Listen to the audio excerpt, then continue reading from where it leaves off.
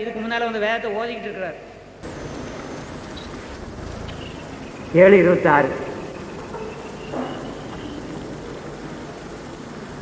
குர்ஆன் 7:26. ஆதமுடைய மக்களே, உங்களுடைய மானத்தை மறைக்கக்கூடிய ஆடையையும் அலங்காரத்தையும் நிச்சயமாக நாம் உங்களுக்கு அருள் புரிந்திருக்கின்றோம். நிச்சயமாக ஆண்டவன் நமக்கு மனிதனுக்கு ஒரு ஆடையை அருள் புரிந்திருந்தான். ஆதாமுக்கு அருள் புரிந்திருந்தான் ஒரு ஆடை. ஆடை என்றால் என்ன? அது நூறுக்க வாசிங்கய்யா. ஆதமுடைய மக்களே, உங்களுடைய மானத்தை மறைக்கக்கூடிய ஆடையையும் அலங்காரத்தையும் நிச்சயமாக நாம் உங்களுக்கு அருள் புரிந்திருக்கின்றோம். அதாவது ஆதான் படைக்கப்பட்ட நாளில் மகா உன்னதமான ஒரு இடத்தில் இருந்தான். அவன் தேவ சாயலில் உண்டாக்கப்பட்டான் என்று வேதம் சொல்லுது. தேவ சாயல், அதாவது அந்த ஒரு ஆடை, ஒரு பரிசுத்த ஆடை, அந்த சாயலில் மனித உருவில் அவன் மாம்சத்தோடு இருந்தானோ மாம்சம் இல்லாமல் இருந்தானோ நமக்கு தெரியாது. உன்னதமான ஒரு இடத்தில் படைக்கப்பட்டு இருந்தான். அப்பொழுது அவனுக்கு ஆண்டவன் ஒரு சாயலை கொடுத்தான். தம்முடைய சாயலை அவனுக்கு கொடுத்திருந்தார். சத்தியவேதம் தெளிவாக சொல்லுது. எனினும் பாவங்களை மறைத்துவிடக்கூடிய பயபக்தி என்னும் பரிசுத்த தன்மையின் ஆடைதான். பரிசுத்த தன்மையின் ஆடை. அந்த ஆடை எது? பரிசுத்த தன்மை. ஆத்மாவில் பரிசுத்த தன்மை இருக்கிற வரைக்கும் அந்த பரிசுத்த தன்மை அவனுடைய ஒரு ஆடையாக அவனை மூடிக்கொள்ளும். அது இல்லாம போனா அவன் பரிசுத்தத்தை இழந்து போவான். 27ஆம் வசனம். சைத்தான் உங்கள் பெற்றோரை அவர்கள் இன்பமுடன் வசித்து வந்த சோலையிலிருந்து வெளியேற்றி துன்பத்திற்குள்ளாக்கிய பிரகாரம் உங்களையும் துன்பத்திற்குள்ளாக்கி விட வேண்டாம். அவர்களுடைய மானத்தை அவர்களுக்கு காண்பிக்கும் பொருட்டு அவன் அவர்களுடைய ஆடையை களைந்து விட்டான். அவர்களுக்கு கொடுக்கப்பட்ட அந்த பரிசுத்த ஆடையை, அந்த மேலான இடத்தில் இருக்கப்பட்ட அந்த சாயலை அவன் பறித்து கொண்டான். அப்படித்தான் சொல்லியிருக்காங்க. ஆதாமுக்கு கடவுள் கொடுத்த அந்த பரிசுத்த ஆடையோட ஒரு கடவுளுடைய சாயலோட அந்த பரிசுத்த ஆடையோட அவன் அங்கே இருந்துகிட்டு இருந்தான் மேலான உலகத்துல. சாத்தான் அதை அவனிடத்தில் பறித்து கொண்ட போது அவன் நிர்வாணியாக, ஆடை அற்றவனாக இந்த மாமிச பிண்டத்தோடு இருளின் வாழ்வுக்குள் பூமிக்கு தள்ளப்பட்டான் அப்படின்னு குர்ஆன் சொல்லுது. நான் சொல்லல. வாசனையான ஒன்று. ஆதமுடைய மக்களே, சைத்தான் உங்கள் பெற்றோரை அவர்கள் இன்பமுடன் வசித்து வந்த சோலையில் இருந்து வெளியேற்றி துன்பத்திற்குள்ளாக்கிய பிரகாரம் உங்களையும் துன்பத்திற்குள்ளாக்கி விட வேண்டாம். அவர்களுடைய மானத்தை அவர்களுக்கு காண்பிக்கும் பொருட்டு அவன் அவர்களுடைய ஆடையை களைந்து விட்டான். நிச்சயமாக அவனும் அவனுடைய இனத்தாரும் நீங்கள் அவர்களை காண முடியாதவாறு மறைவாக இருந்து கொண்டு உங்களை வழிகெடுக்க சமயம் பார்த்து கொண்டே இருக்கிறார்கள். நீங்கள் முஸ்லீமாக இருந்தாலும், இன்னைக்கு நீங்கள் வேதத்தை அறிந்திருந்தாலும், குர்ஆனை முழுக்க ஏற்றுக்கொண்டிருந்தாலும், கரைத்து குடித்திருந்தாலும், அவன் உங்களுக்கு சந்தர்ப்பம் பார்த்து இன்னமும் முஸ்லீம்களையும் பழையபடி இருளின் வாழ்க்கைக்குள் கொண்டு போறதுக்கு அவன் தயாராக இருந்துகிட்டு இருக்கிறான். இந்த பரிசுத்த நிலையை நீங்கள் காத்து கொண்டிருக்கணும். இந்த பரிசுத்த நிலையை காத்து கொள்வது மனிதனால முடியாத காரியம். அந்த நிலைக்குள்ள வந்துட்டவங்களுக்கு நப்சே காமிலான்னு ஒரு சொல்லப்படுது. நப்சே காமிலா இந்த வசனத்தை குறித்து 7:26 வாசிங்கய்யா. இன்னொரு முறை வாசிங்க. இதுதான் வாசிங்களோ? அப்படியானா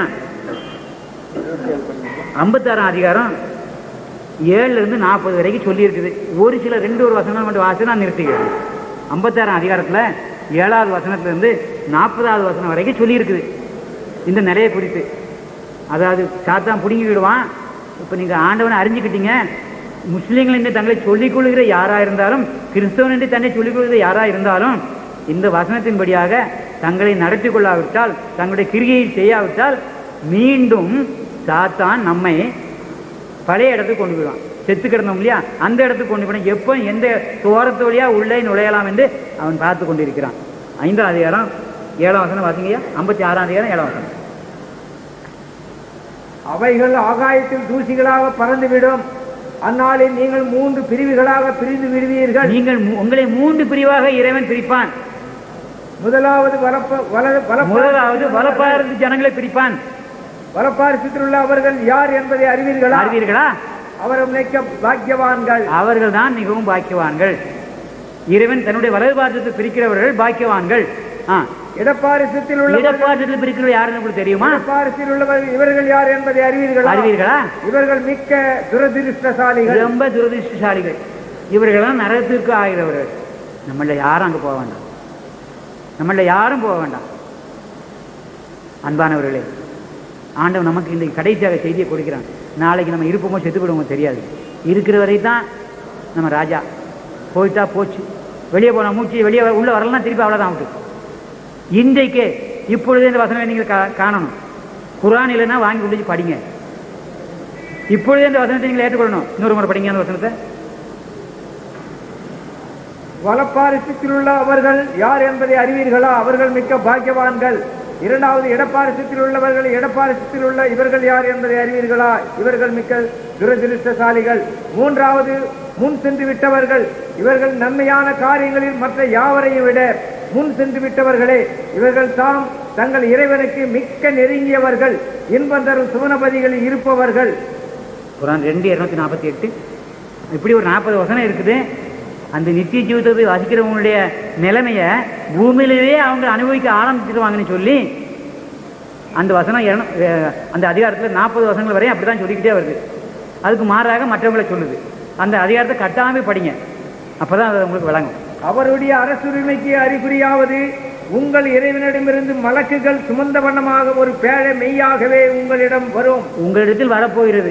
இப்படியான ஒரு பரிசுத்த நிலைக்குள்ள நீங்கள் வாழ்ந்துகிட்டு இருக்கிற போது உங்கள் மத்தியில் ஒரு இறைவனுடைய வேதத்தை சுமந்து கொண்டு இறைவன் கொடுத்த அந்த பரிசுத்த அக்னியை சுமந்து கொண்டு ஒரு பேழை உங்களிடத்தில் வரப்போகிறது அப்படின்னு எனக்கு சொல்லியிருக்குது. அதாவது இதற்கு முன்னால், அதாவது காமிலாங்கிற நிலையில் இருக்கிற முகல்மிலாங்கிற நிலையில் இருக்கிற வரைக்கும் பிசாசானவன் நம்மை சோதிக்கிறான். இந்த காமிலாங்கிற நிலைக்கு வரும்போது ஆண்டவன் ஒரு பரிசுத்த ஆடையை நமக்கு தருகிறான். அந்த பரிசுத்த ஆடையை நம்ம எடுத்து ஆண்டவனுடைய விருப்பப்படி நம்ம எடுத்துக்கொண்டு அவரை பின்பற்றினால் இந்த பிசாசான் நம்ம வர முடியாது, நம்ம மேல் மூடிக்கொள்கிறோம். அந்த பிசாசை நமக்குள்ள அந்த ஆடை வழியாக உள்ளே நுழைய முடியாது. இது முதல் நிலை. இதுக்கு அடுத்த ஒரு நிலை இருக்கு, நப்ஜே இல்ஹாம் அப்படின்னு ஒரு நிலை இருக்கு. இது 7வது நிலை. குர்ஆன் கூறுகிற படித்தளங்களில் 7வது நிலைக்கு பேரு இல்ஹாம் அப்படின்னு பேரு. அந்த நிலையை குறித்து இஸ்லாம் கூறுகிறது. 89:27-30. 89ஆம் அதிகாரம் 27ஆம் வசனத்திலிருந்து 30ஆம் வசனம் வரைக்கும் சொல்லுது.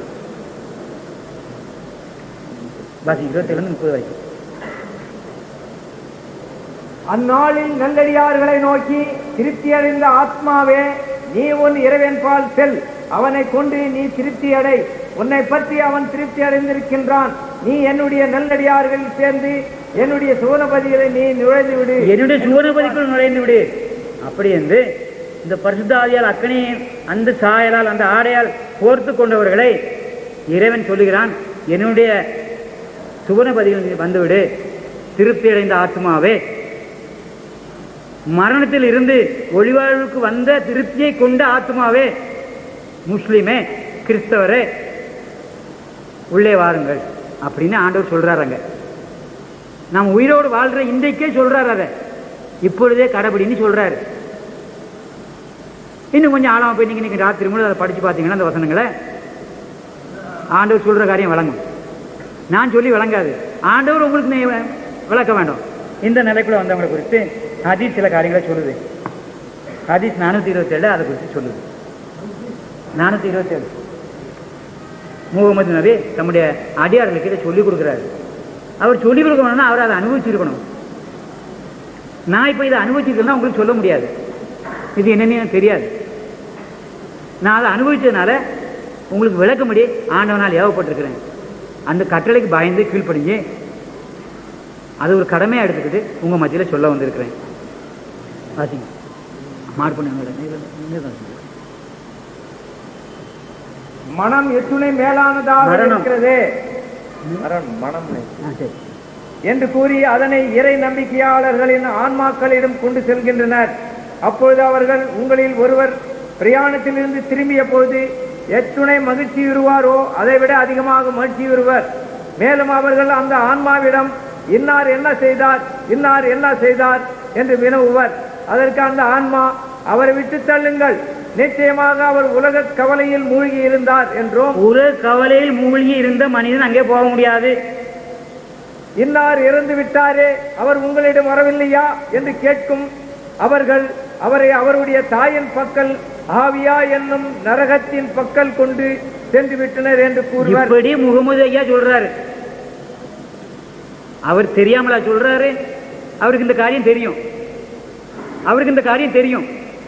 முகமது அடியாருக்கு இந்த காரியம் தெரிந்து நமக்கு சொல்லிக் கொடுக்கிறார். இப்படியாக இருந்தால் இப்படி நடக்கும். இறைவனை ஏற்றுக்கொள்ளாவிட்டால், உன் ஆத்மாவை நீ மீட்டுக் கொள்ளாவிட்டால், அந்த பரிசுத்த ஆடையால் உன்னை மூடிக்கொள்ளாவிட்டால், அவனுடைய அக்கினியை நீ பெற்றுக்கொள்ளாவிட்டால் நிச்சயமாக அந்த நரவுக்குள்ளே போவான்னு என்று சொல்றார். அன்று நிராகரிப்பவன் இறக்கும் நேரம் வரும்பொழுது வேதனை புரியும் வானவர்கள் சாக்கு துணிகளை ஆடையாக கொண்டு வந்து, ஆன்மாவே புறப்படு, நீ அல்லாவை கொண்டு அதிருப்தியுற்றாய், அல்லாவை கண்டு நீ அதிருப்தி விட்டாய், நீ அல்லாவை கீழ்ப்படியல, போ அங்க நரகத்துக்கு தூக்கிட்டு போய், நரகத்துக்கு உரிய தூதர்கள் வந்து அவங்க தூக்கிட்டு போயிடுறாங்க. பாடா வழிய ஒருவரும் தடுக்க முடியாது. மரணம் நமக்கு வரும்போது ஒரு மனிதனும் நான் நாளைக்கு வரேன்னு சொல்ல முடியாது. உடனே எப்போ இப்பவும் நம்ம வெளியே போகும்போதோ தெரியாது, கொண்டு போயிடுவான். அல்லாவும் உன் மீது கோபமுற்றுள்ளான், அல்லாவுடைய வேதனையின் பக்கல் என்று கூறுவர். எனவே அது புறப்பட்டு விடுகிறது. ஆனால் அழுகிய பிணத்தின் நாற்றத்தை போன்று அது நாறுகிறது. அதனை பூமியின் வாயில் பக்கம் கொண்டு செல்கின்றனர். இப்பொழுது அங்குள்ளோர் இச்சென்ன துர்நாற்றம் என்று வினவுவர். எனவே அது நிராகரிப்பவரின் ஆன்மாக்களோடு சேர்த்து விடப்படும் என்று அண்ணல் நல்லவர்கள் கூறினார். 782 ஹதீஸ் 782 782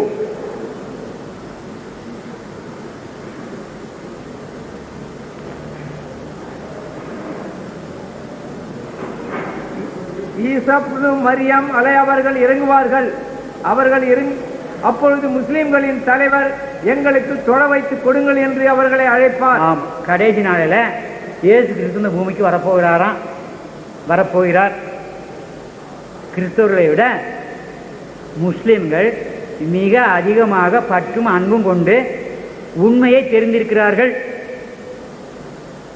அதாவது சொல்லுவாங்க, கோயிலில் பூசாரியாக இருக்கிறவனுக்கு சாமியை பற்றி பயம் கிடையாது. அவன் அங்கேயே காரி தூக்குவான், பின்னால் மூத்திரம் பண்ணுவான். யாருக்கு பக்தி? வெளியே சுற்றி வர்றவன் தண்ணி அடித்து தலையில் தொழிச்சிட்டு வருவான். உள்ளே இருக்கிற ஆசாரி நினைக்குவான், அங்கே தான் துப்புவான், சன்னல் கிடையாது, அங்கே தான் மூத்திரம் பண்ணுவான். நான் என் கண்ணால் பார்த்ததுனால சொல்கிறேன். நான் என் 13 வயசில் கற்கன் போட்டுக்கிட்டு பூநூலும் போட்டு பஞ்சகச்சம் காட்டி உள்ளே பூந்துட்டு திருச்செந்தூரில் இருக்க கோயிலுக்குள்ளே, எங்கள் இனத்துக்காரங்க அங்கே போகக்கூடாது, கோயிலுக்குள்ளே போகக்கூடாது. கோயிலை கட்டினவன் எங்கள் குடும்பத்துக்காரன், அந்த கோயிலுக்குள்ளே நாங்கள் போகக்கூடாது.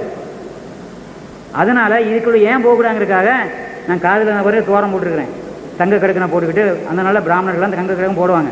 அப்படி ஒரு கடுக்கனை போட்டுக்கிட்டு 3 நூல் பிரிய நூலை போட்டுக்கிட்டு நானும் பஞ்சகச்சம் துணியை கட்டிக்கிட்டு மேலே ஆடை இல்லாமல் அந்த 21 பூச்சிகளையும் பூச்சிக்கிட்டு உள்ளே போனேன். யார் எங்கெங்கே எனக்கு முன்னால் ஒரு பையன் போயிட்டு இருந்தான், அவன் எங்கெங்கே தோப்போன போனோம் அங்கெல்லாம் போட்டேன். அங்கே நடக்கிற காரியத்தெல்லாம் பார்த்துட்டு வந்தேன். அதை குறித்து சொன்னால் ரொம்ப கஷ்டம். கடைசியில் இங்கே வெளியே இருக்காங்க, அந்த தண்ணி அடி தரையில் குளிச்சுக்கிட்டுறாங்க. இதுதான் அங்கே நடக்கிற காரியம்.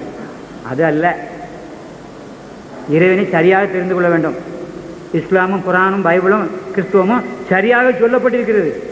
நாம் அதை அறிந்து ஆழ்ந்து ஆராயாமல் நம் மனம் போன போக்குப்படி நீ பெரியவனா நான் பெரியவனா, நானா நீனா, அதுவா இதுவா அப்படின்னு சொல்லிக்கிட்டு இருக்கிறோம். வேதத்தில் உள்ள வசனங்களுக்கு தப்பிதமான அர்த்தங்களை எடுத்துக்கொண்டு சாட்சினால் நாம் வழிநடத்தப்படுகிறோம். உண்மை அது அல்ல. முகமதே சொல்லுகிறார். 783 வாசிங்கய்யா. 783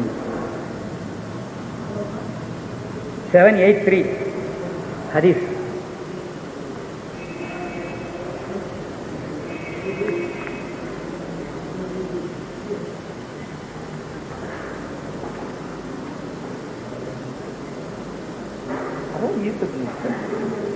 உனக்கு 83 படிச்சுங்க. இப்போ 95 படிங்க. 95 95 795.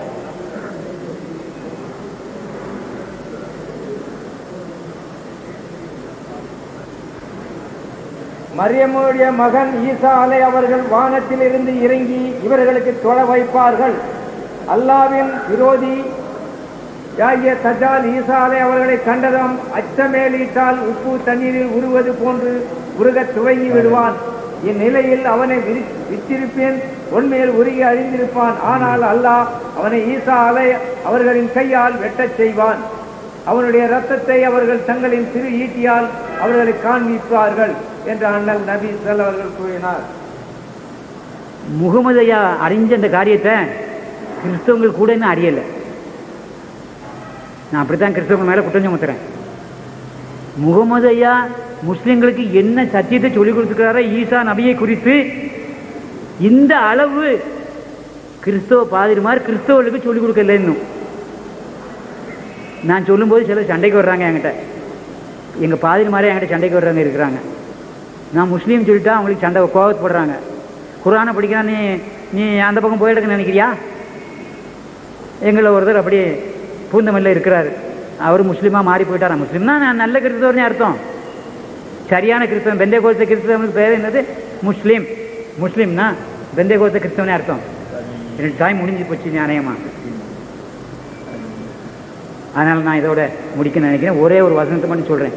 நான் இது சமயம் வரையிலும் குரானில் இருந்தோ எந்த வசனத்தை சொல்லியிருந்தாலும் அதில் உங்களுக்கு ஏதேனும் சந்தேகம் இருந்தால் குரான் 10:94 படி 10:94 குரான் 10:94 படி படித்துக் கொள்ளுங்கள். குரான் 10:94 என்ன சொல்கிறதோ அதை கடைபிடிங்கள். நான் சொல்லுவதில் ஏதோனும் தவறுகள், என் சொன்ன வியாக்கியானத்தில் ஏதாவது தவறு இருந்தால் படித்து பார்த்துவிட்டு உங்களுக்கு சந்தேகம் ஏற்பட்டால் குரான் 10:94 கீழ்ப்படியுங்கள். அல்லாஹ் கொடுத்த வேதம் அது, ஆண்டவன் கொடுத்த கட்டளை அது, முகமது அடியாரால் வெளிப்படுத்தப்பட்ட காரியம். படிங்க ஐயா. நபியே, நாம் உமக்கு அருள் செய்திருக்கும் இதில் சிறிதும் சந்தேகம் கொள்ளாதீர். நீ சந்தேகித்தால் உமக்கு முன்னர் அருளப்பெற்ற வேதங்களை ஓதுவோரிடம் நீர் கேட்டுப்பாரும். நிச்சயமாக இறைவனிடமிருந்தே உண்மையான இவ்வேதம் உம்மிடம் வந்தது. ஆதலால் சந்தேகப்படுவோரில் நீரும் ஒருவராக ஆகிவிட வேண்டாம்.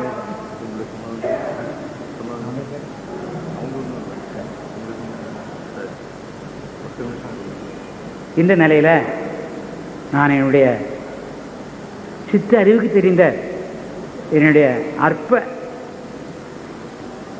வயதுக்குள்ளாக அறிந்து கொண்டதை என்னால் முடிந்தவரை ஆண்டவன் எனக்கு வெளிப்படுத்தினதே. அன்பான முஸ்லீம்களிடம் உண்மையிலேயே நான் ஒரு நாள் முஸ்லீம்களை பார்த்தால் எனக்கு பிடிக்காது. நான் சொன்னேன் இல்லையா, ஜனாப் ஜின்னா இந்த நாட்டை 2ஆக துண்டித்தபடியால் எனக்கு ஒரு பெரிய வேகம் ஏற்பட்டது. அதாவது 12 வயதில் நான் ஜெயிலில் இருந்தேன். அங்கே இருந்த என்னுடைய உடன் பெரியவர்கள்லாம் இந்த கிறிஸ்துவத்தை குறித்து தாறுமாறாக பேசினாங்க, ஜனாப் ஜின்னாவை குறித்து தாறுமாறாக பேசினாங்க. எனக்கு இதயத்தில் அப்படியே பதிஞ்சு போச்சு. 31 வயது வரையிலும் நான் கிறிஸ்துவத்தையும் பார்க்கல, கிறிஸ்துவத்தையும் எட்டி பார்க்கல. நான் ஒரு வெறியனாக, காங்கிரஸ் வெறியனாக அப்படி இருந்தேன். ஆண்டவர் என்ன பலவிதமான சோதனைகளை அடித்து நான் ஒரு லட்சாதிபதியாக இருந்தேன். 1958 இலங்கையில் இருந்தேன். ரத்மலான பானந்தரங்கிற இடத்துல எனக்கு 5 கடைகள் இருந்தது. ஏறத்தாழ எனக்கு 3 லட்ச ரூபா அன்றைக்கி இருந்தது. இன்றைக்கி அதை 50ஆல் பெருக்கணும். அவ்வளோ வசதியோடு நான் இருந்தேன். தம்பியும் அவங்க அப்பாவும் அங்கே தான் இருந்தாங்க. நான் அங்கே தம்பிங்க வந்து எனக்கு ரொம்ப நல்லது. என்னை குறித்து சாட்சி சொல்கிறது அவர் ஒருத்தர் இருக்கிறார். அதனால் நான் அக்கிரமக்காரனாக வாழ்ந்துட்டு இருந்த நாளையில் ஆண்டவர் என்னை சர்வ சங்காரம் பண்ணி என் மனைவி ஒரு பைசா தங்கம் கூட எங்கள் வீட்டில் இல்லாமல் அத்தனையும் அடை வச்சுட்டேன். மெட்ராஸுக்கு வந்த வறுமையின் காரணமாக இங்கே வந்த இடத்துல என் கடையில் சம்பளத்துக்கு இருந்தவங்கெல்லாம் பெரிய பெரிய வியாபாரமும் அவங்களோட பிள்ளைகள்லாம் பெரிய பெரிய உத்தியோகங்கள் இருந்தாங்க. எனக்கு வெக்கமாக போச்சு. தற்கொலை பண்ண போனேன். பெரம்பூர் ரயில்வே ஸ்டேஷனில் அந்த 1968ஆம் வருஷம் ஒரு பெரிய 120 விட செத்தாங்க. நானும் அந்த இடத்துல சாகணும்னு நினச்சிட்டு போனேன். போயிட்டு இருக்கும்போது வழியில் பெந்தை கோஸ்துக்காரங்க ஒரு கூட்டம் நடத்திட்டு இருந்தாங்க. அங்கே ஒரு பாட்டு கேட்டுது, உனக்காக நான் மறித்தேனே, எனக்காக நீ என்ன செய்தாய் அப்படின்னு ஒரு பாட்டு என் தாத்தா காதில் கேட்டுது. நான் சாக போகிறேன்.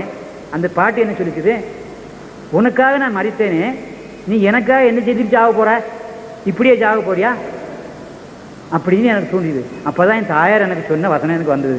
உன்னை நான் 7 ஊரில் பிச்சை எடுத்து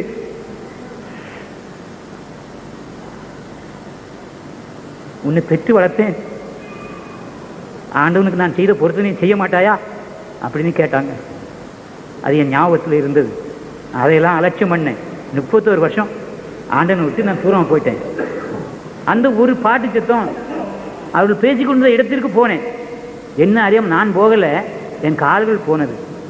அங்கே போன போது நீ எங்கே போகிறாய், நான் சொல்லிக்கிட்டேன், நான் பெரம்பூர் ரயில்வே ஸ்டேஷன் போய் சாக போகிறேன் அப்படின்னு சொன்னேன். திரும்பி அந்த சத்தம் எனக்கு கேட்டுது. நீ எங்கே போகிறான்னு சொன்னான். எனக்கு 6 பிள்ளைகள் இருந்தாங்க. மூத்த பிள்ளை எஸ்எல்சி பரீட்சை எழுதியிருந்தா. இந்த என்னுடைய கடையில் சம்பளத்துக்கு இருந்தவங்க, நான் சும்மா பணம் கொடுத்து சரக்கு கொடுத்து விற்றுட்டு வந்து சாப்பிட சொன்னவங்கள, இந்தியாவிலிருந்து வந்த ஒரு மனிதனை ஒரு சிங்களவன் தொழுவானா இருந்தால் அந்த சிங்களவன் நான் உயிரோடு விடமாட்டேன். எனக்கு சில விளையாட்டு தெரியும். ஒரே அடியில் கையை காலை உடச்சிடுவேன், இல்லைன்னா வருமாடி அடிப்பேன். அவன் அந்த இடத்துல உருந்து கிடப்பான். அப்படியாப்பட்ட ஒரு மோசமானவனாக இருந்துகிட்டு இருந்தேன். இந்தியர் மீது ஒருவனு தொடக்கூடாதுன்னு எனக்கு ஒரு வைராக்கியம் இருந்தது. அப்படியா செய்துக்கிட்டு இருந்தேன். இந்த இடத்துல வந்தபோது என்னால் ஒன்றும் செய்ய முடியல. திருப்பி அந்த வசனம் வந்து நீ எங்கே போகிறா, பைபிளில் ஒரு வசனத்தை வச்சு அந்த பெரியவர் பேசிக்கிட்டு இருந்தார். நான் மெதுவாக ஒருத்தம் தெரியாமல் பின்னால் போய் உட்காந்தேன். சத்தியம் என்னை உணர்த்திச்சுது. அன்றைக்கு தான் நான் என் தாயார் சொன்ன வசனத்தை நான் உணர்ந்தேன். ஆண்டவர் எனக்கு எவ்வளோ நன்மைகளை செய்திருக்கிறார். 6 பிள்ளைகளை கொடுத்துருக்கிறார். இப்போ செத்து போனால் இந்த 6 பிள்ளைகளும் என்ன ஆவாங்க, நீ சாகக்கூடாது அப்படின்னு அந்த இடத்துல யூனாஸ் நபியுடைய யோனாங்கிற யூனஸ் தானே சொல்கிறது, யோனாவுடைய சத்தியத்தை வச்சு அந்த பிரசங்கிட்டு இருந்தார். அவன் செத்து பிழைச்சான், உயிரோட வந்தான்.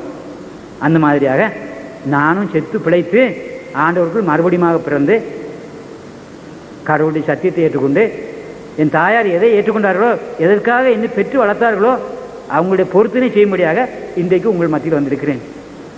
நான் எந்த சமூகத்தாரை எதிர்த்து தப்பிதமான வார்த்தைகளை பேசி அவருடைய தெருக்களிலே சண்டை பிடித்து கலட்டாக்கள் பண்ணி தகராறு செய்தேனோ, அது என்னுடைய தம்பி ஆசன் குத்தூசுடைய வீட்டில் அவருடைய தாத்தாவிடத்துக்கு போய் தான் நான் முதலாவது மன்னிப்பு கேட்டேன்.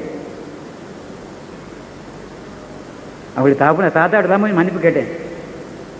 அவர் ஒன்றும் இல்லை தம்பி, நான் பெரியவர் எங்களை விட நாங்கள் காக்கான்னு தான் கூப்பிடுவோம், தோல்கடை காக்கான்னு கூப்பிடுவோம். அவங்க தோல் வியாபாரம் பண்ணிட்டு இருந்தாங்க, நான் தோல்கடை காக்கான்னு சொல்லுவோம். அந்த தாத்தாவோட போய் நான் மன்னிப்பு கேட்டேன். இதுக்கெல்லாம் மாப்பு செய்யக்கூடாதா, மாப்பு செய்யக்கூடாதப்பா, இதெல்லாம் இது ஆண்டவர், அதெல்லாம் நீ ஒன்றும் தப்பு பண்ணல, எங்களுக்கு நீ அப்படி செஞ்சுருக்கலாம், நாங்களும் வேறு ஏதாவது தப்பு செஞ்சுருக்கோம், அது தப்பு இல்லை அப்படின்னு சொன்னாங்க. இன்னொரு சல்லி காக்கானே ஒரு தாத்தா இருந்தாங்க. அந்த தாத்தாவுக்கு நான் அக்கிரமம் பண்ணேன். அந்த தாத்தாவோடையுமே நான் மன்னிப்பு கேட்டேன். அப்படியே நான் என் வாழ்க்கையை மாற்றிக்கிட்டேன்.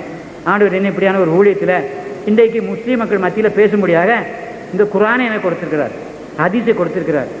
இது வந்து உங்கள் மத்தியில் நான் ஆண்டவருடைய சத்தியத்தை சொன்னேன். குர்ஆன் 10:94 வாசிக்கலையா? 10:94 வாசிங்களா? 10:94.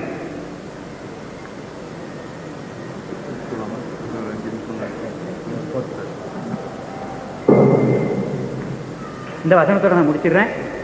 எல்லாரும் ஆண்டவருடைய சமூகத்தில் முடிவு வரை காத்திருந்து உங்களால் எவ்வளவு இந்த வேத வசனங்களை, குர்ஆன் வசனங்களை ஆராய்ந்து அறிய முடியுமோ அவ்வளோ அறிந்து ஆண்டவரை பின்பற்றுங்கள். அவ்வளோதான் நான் சொல்ல முடியும். குர்ஆன் என்ன சொல்லி பாருங்க, 10:94. நபியே, நாம் உமக்கு அருள் செய்திருக்கும் இதில் சிறிதும் சந்தேகம் கொள்ளாதீர். நீர் சிறிதும் சந்தேகம் கொள்ள வேண்டாம். ஜெவமணி சொன்ன வார்த்தையில நீர் சந்தேகித்தால், நீர் ஜெவமணி குர்ஆனிலிருந்து சொன்ன வார்த்தைகளை சந்தேகித்தால் உமக்கு முன்னர் அருளப்பெற்ற வேதங்களை ஓதுவோரிடம் நீர் கேட்டு பாரும். இங்கே ஒரு ஐயா இருக்கிறார், அந்த வேதத்தை ஓதிக்கிட்டு இருக்கார். நான் குர்ஆன்ல தான் அதிகமாக படிக்கிறேன். இவர் அந்த முன் வேதத்தை இதுக்கு முன்னால் அந்த வேதத்தை ஓதிக்கிட்டு இருக்கிறார்.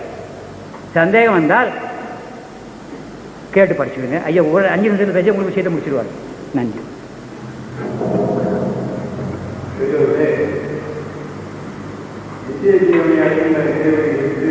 நாம் குறிப்பிட்ட நேரத்தில் இன்னொரு 5 நிமிடங்கள் எழுதியிருக்கின்றன. ஐயா ஜெவமணி அவர்களுடன் கூட வந்த ஐயா ஒருவர் உங்களிடையே இந்த நித்திய ஜீவனை பற்றி எடுத்து ஞாபகிக்கிறார். இது நாம் ஒப்புக்கொண்ட, அதாவது இந்த கருத்தரங்கத்தின் தளத்தின்படி இது ஏற்றுக்கொள்ள இயலாவிட்டாலும் ஏதோ ஐயா வேலூர் அவர்கள் இதனை ஆமோதித்திருக்கிறார். இருந்தாலும் அவருடைய பேச்சையும் கேட்கலாம் என்று நினைக்கின்ற பொழுது சில கருத்தின் அடிப்படையிலே எழுத்துப்பூர்வமாக எழுதி வாங்கிக் கொண்டு இந்த அறையிலே ஒரு 5 நிமிடம் அவரை பேச அழைக்கின்றேன்.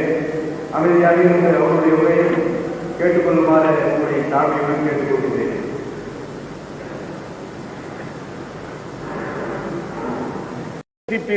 அவர் பாவத்தை கடிந்து கொண்டார், பாவியை நேசித்தார்.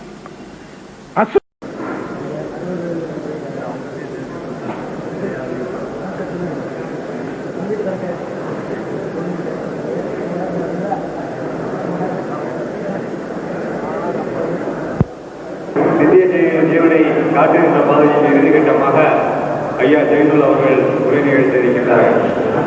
தற்போது சரியாக 7:28 ஐயா ஜெயனுல் அவர்களை உரை நிகழ்த்துமாறு அழைக்கின்றனர். السلام عليكم ورحمة الله وبركاته.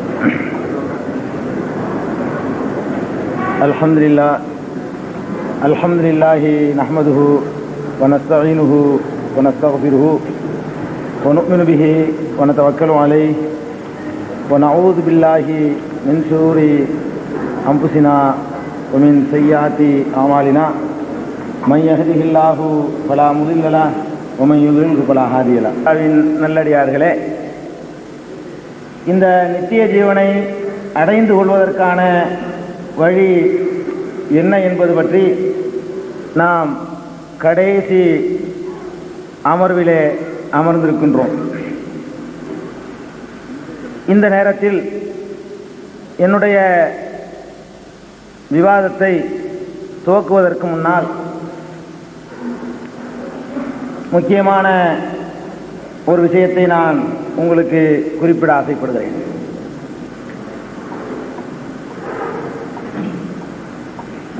அதாவது,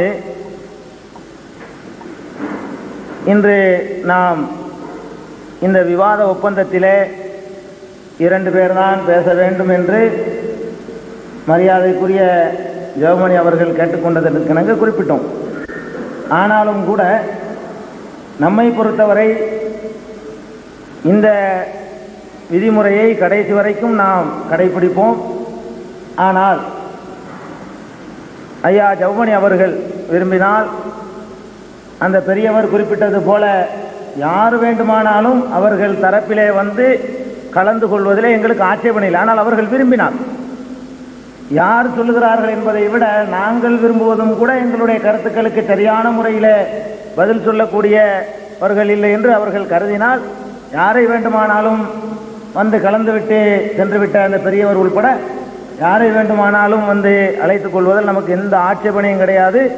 இதை ஒரு பெருசாக நாம் எடுத்துக்கிற போகிறதும் இல்லை. யார் சொல்லுகிறார் என்பதை விட என்ன சொல்கிறார் என்பதில் மாத்திரம்தான் நம்முடைய கவனமும் குறியும் இருக்குது. அடுத்து விஷயத்திற்கு நேரடியாக வந்து விடுகிறேன்.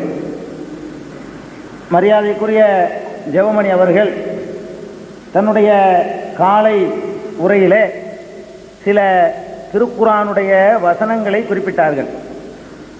நான் ஆரம்பமாக சுட்டிக்காட்டியது போல அவர்கள் குறிப்பிட்ட திருக்குரானுடைய வசனங்கள் 3 வகையானவை. சில வசனங்கள் ஈசா அலைஹிஸ்ஸலாம் அவர்களோடு எந்த விதத்திலும் சம்பந்தம் இல்லாதவை. வேறு சில வசனங்கள் ஈசா அலைஹிஸ்ஸலாம் அவர்களை பற்றி குறிப்பிட்டாலும் கூட அது இந்த வாதத்தோடு எந்த விதத்திலும் சம்பந்தப்படாத வசனங்கள். இன்னொரு சில வசனங்கள் அது ஈசா அலைஹிஸ்ஸலாத்தையும் குறிப்பிடவில்லை, இந்த வாதத்துடனும் எந்த விதமான தொடர்பும் வைத்திருக்கவில்லை. இதனை நான் காலை உரையிலே, என்னுடைய முதல் உரையிலே குறிப்பிட்டேன். அவர்கள் அப்படி குறிப்பிட்ட சில வசனங்களை நான் உங்களுக்கு எடுத்து காட்டுகிறேன். அதாவது அவர்கள் தன்னுடைய உரையின் போது சொன்னார்கள், திருக்குரானுடைய 164வது வசனத்தை வாசிக்க செய்து அது ஈசா அலைஹிஸ்ஸலாத்தை பற்றி திருக்குரான் சொல்லக்கூடிய முன்னறிவிப்பு என்று சொன்னார்கள். லக்கத் மன்னல்லாஹு அலல் முஃமினீன இஸ் பாஸ ஃபீஹிம் ரசூலம் மின் அன்ஃபுஸிஹிம் யத்லூ அலைஹிம் ஆயாத்திஹி வ யுஸக்கீஹிம் வ யுஅல்லிமுஹுமுல் கிதாப வல் ஹிக்மா வ இன் கானூ மின் கப்லு லஃபீ ضلالின் முபீன் என்பது அந்த வசனம். நடுவர் அவர்கள் கவனத்தில் கொள்வதற்காக இந்த விவரங்களை நான் சொல்கிறேன். அதாவது 164 வசனம் என்ன சொல்கிறது என்றால், நிச்சயமாக அல்லாஹ் மூமின்களுக்கு அருள் புரிந்திருக்கிறான். அவன் அவர்களுக்கு அவர்களிலிருந்தே ஒரு ரசூலை, தூதரை அனுப்பி வைத்தான். அவர் அவனுடைய வசனங்களை அவர்களுக்கு ஓதி காண்பிக்கிறார். இன்னும் அவர்களை பாவத்தை விட்டும் பரிசுத்தமாக்குகிறார். மேலும் அவர்களுக்கு வேதத்தையும் ஞானத்தையும் கற்றுக் கொடுக்கின்றார். அவர்களோ நிச்சயமாக இதற்கு முன் பகிரங்கமான வழிகேட்டிலேயே இருந்தனர். இது அவர்கள் ஈசா அலைஹிஸ்ஸலாத்தை பற்றிய முன்னறிவிப்பு என்று எடுத்துக்காட்டிய வசனம்.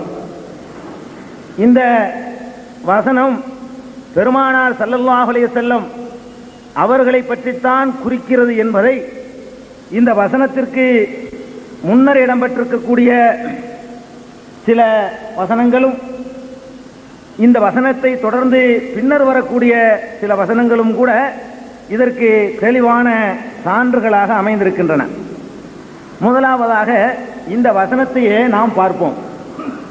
இதுல இறைவன் சொல்கிறான், இந்த மூமின்களுக்கு அல் மூமினின் வந்திருக்கிறது. இந்த வசனம் எந்த மக்களுக்கு இறங்குகிறதோ அந்த விசுவாசிகளைத்தான் அங்கே குறிப்பிடப்படுகிறது. அரபு மொழி அகராதிப்படி அல் என்ற வார்த்தை வருமையானால் இந்த என்ற பொருள் வரும். அல் மூமினின் என்றால் இந்த மூமின்களுக்கு இறைவன் அருள் புரிந்து விட்டான் என்று சொல்கிறான். இப்படி சொல்லக்கூடிய இந்த மூமின்கள் யார்? நபிகள் நாயகம் ஸல்லல்லாஹு அலைஹி வஸல்லம் அவர்கள் எந்த மக்களை சந்தித்தார்களோ அந்த மக்கள். அவர்கள் இஸ்ரவேலர்கள் அல்ல. அவர்களுக்கு அவர்களில் இருந்தே ஒரு ரசூலை அனுப்பி வைக்கிறான்.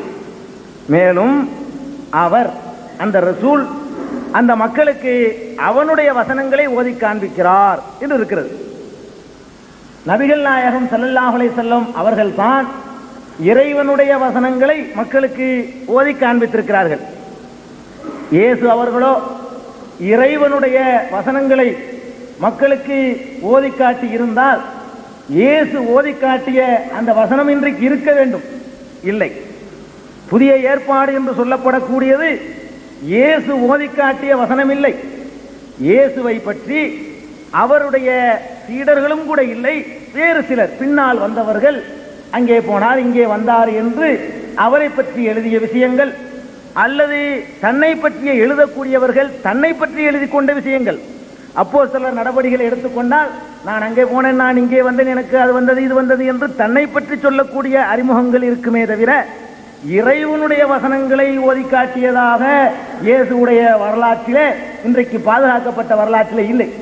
ஆக இறைவனுடைய வசனங்களை ஓதி காட்டுகிறார், ஞானத்தை கற்றுக் கொடுக்கிறார் என்ற தன்மை நபிகள் நாயகம் ஸல்லல்லாஹு அலைஹி வஸல்லம் அவர்களுக்குத்தான் பொருந்துகிறது.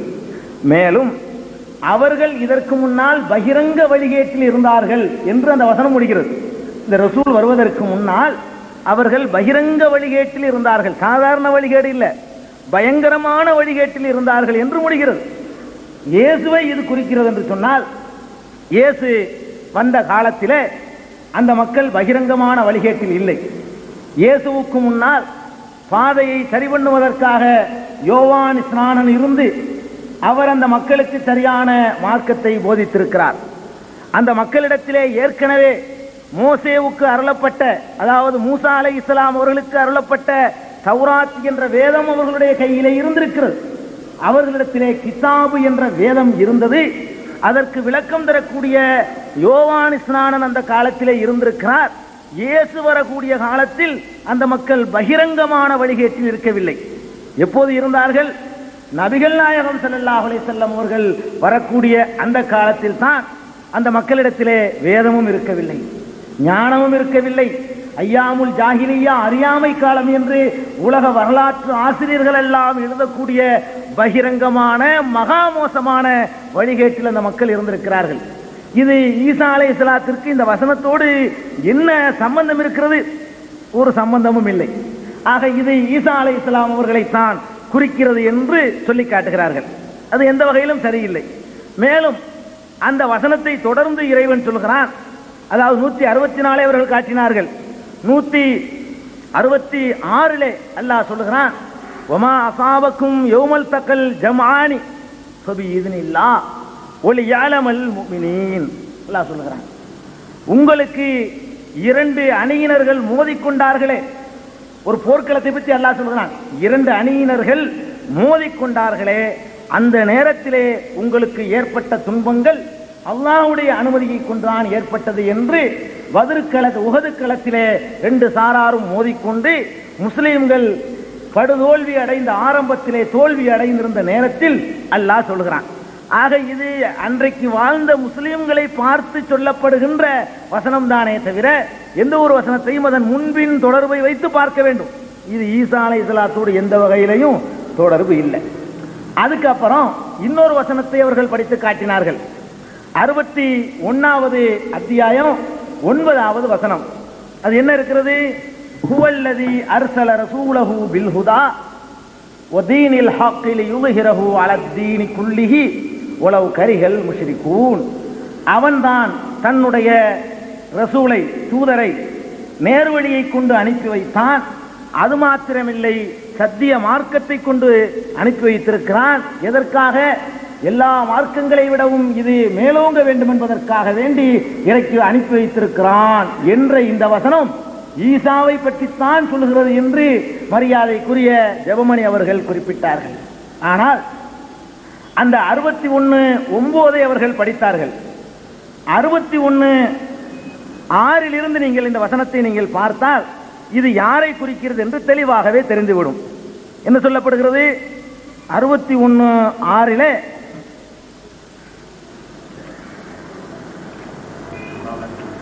இதுல படிச்சிருவோம். அதுல பாருங்க, 6 வருது. நான் தமிழ்லே படிச்சிடுறேன். 61:6. மேலும் மரியமின் குமாரர் ஈசா, மரியமுடைய குமாரர் ஈசா, இஸ்ராயேல் மக்களே, நான் தௌராத்திலிருந்து எனக்கு முன்னர் உள்ளதை மெய்ப்பிப்பவனாகவும் எனக்கு பின்னர் வரவிருக்கும் அஹ்மது என்னும் பெயருடைய தூதரை பற்றி நன்மாராயம் கூறுபவனாகவும் இருக்கும் நிலையில் அல்லாஹ்வின் தூதனாக உங்களிடம் வந்துள்ளேன் என்று கூறிய வேளையை நபியே நீர் நினைவு கூறுவீராக. எப்படி வருது? ஈசா சொல்றாங்க, பனி இஸ்ராயல்கிட்ட சொன்னதை இறைவன் சொல்லி காட்டுறான். பனி இஸ்ராயல்களே, எனக்கு முன்னால் தௌராத்து வந்து விட்டது, அதை நான் உண்மைப்படுத்துகிறேன். எனக்கு பின்னாடி ஒரு ஆள் வரப்போறாரு, அவருடைய பெயர் அகமது. அகமதுண்டே இருந்தது, பர்னபாசுடைய சுவிசேஷத்துல எல்லாம் இருந்தது, ஆனாலும் அது மறைக்கப்பட்டு விட்டது. தீர்க்கதரிசிகள் என்ற தலைப்பில் பேசும்பொழுது நான் அதனை தெளிவுபடுத்துவேன். இந்த தலைப்புக்கு அப்பாற்பட்டது. எனக்கு பின்னர் வரவிருக்கின்ற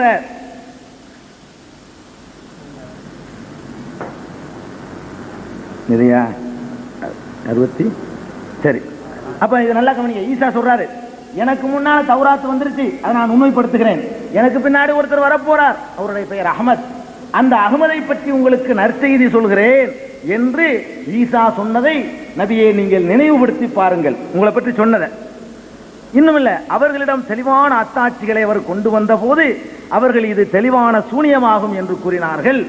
எவன் இஸ்லாத்தின்பால் அழைக்கப்பட்ட நிலையில், அதனுடைய தொடர் 61:6 அவங்க வச்சு 9 தானே. சரி, இந்த தொடர்ல வருது, யார் எவன் இஸ்லாத்தின்பால் அழைக்கப்பட்ட நிலையில் அல்லாஹ்வின் மீது பொய்யை இட்டு கட்டுகிறானோ அவனை விட அநியாயக்காரன் யார்? அன்றியும் அநியாயக்கார சமூகத்தாரை அல்லாஹ் நேர்வழியில் செலுத்த மாட்டான். அவர்கள் அல்லாஹ்வின் ஒளியை தம் வாய்களை கொண்டு ஊதி அணைத்து விட நாடுகின்றனர். ஆனால் காபிர்கள் வெறுத்த போதிலும் அல்லாஹ் தன் ஒளியை பூரணமாக்கி வைப்பான். இணை வைத்து வைக்கும் முஷ்ரிக்குகள் வெறுத்த போதும் மற்ற எல்லா மார்க்கங்களையும் மிகைக்கும் பொருட்டு அவனே தன் தூதரை நேர்வழியுடனும் சத்திய மார்க்கத்துடனும் அனுப்பினான். இதை மட்டும்தான் அவர் வாய்ச்சார். அப்ப எந்த தூதர் அனுப்பியிருக்கிறான்? மக்களுக்கு சொல்லப்படுது, ஈசாவே நன்மாராயம் சொன்னாரே, வரப்போகிறார் என்று முன்னறிவித்தாரே, அந்த ரசூலை அனுப்பினான் என்றுதான் அதற்கு பொருளே தவிர ஈசாவை அனுப்பினான் என்பதற்கு இந்த வசனத்தினுடைய முன்பின் தொடர்புகளை வைத்து பார்க்கும் பொழுது பொருள் கொள்ள முடியாது. இது ஈசாவோடு எந்த வகையிலும் சம்பந்தப்படாத விஷயம். இன்னும் சொல்ல போனால் ஈசா அலைஹிஸ்ஸலாம் இனி வரக்கூடிய நபிகள் நாயகம் ஸல்லல்லாஹு அலைஹி வஸல்லம் அவர்களை பற்றி செய்த முன்னறிவிப்பு தொடர்பான வசனமே தவிர இதுக்கு ஈசா அலைஹிஸ்ஸலாத்துக்கு சம்பந்தம் கிடையாது. அதுக்கப்புறம் இன்னொரு வசனம், ஹுவல்லதி பாஸபில் உம்மீன ரசூலன் 62:2 திருக்குர்ஆன்ல 62:2 வசனத்தை படித்தார்கள். அந்த வசனம் என்ன சொல்லுகிறது என்றால், அவன்தான் இந்த உம்மிகளிடம், எழுத படிக்க தெரியாதவர்களிடம் ஒரு ரசூலை அனுப்பினான், அவர்களில் இருந்தே அனுப்பினான்.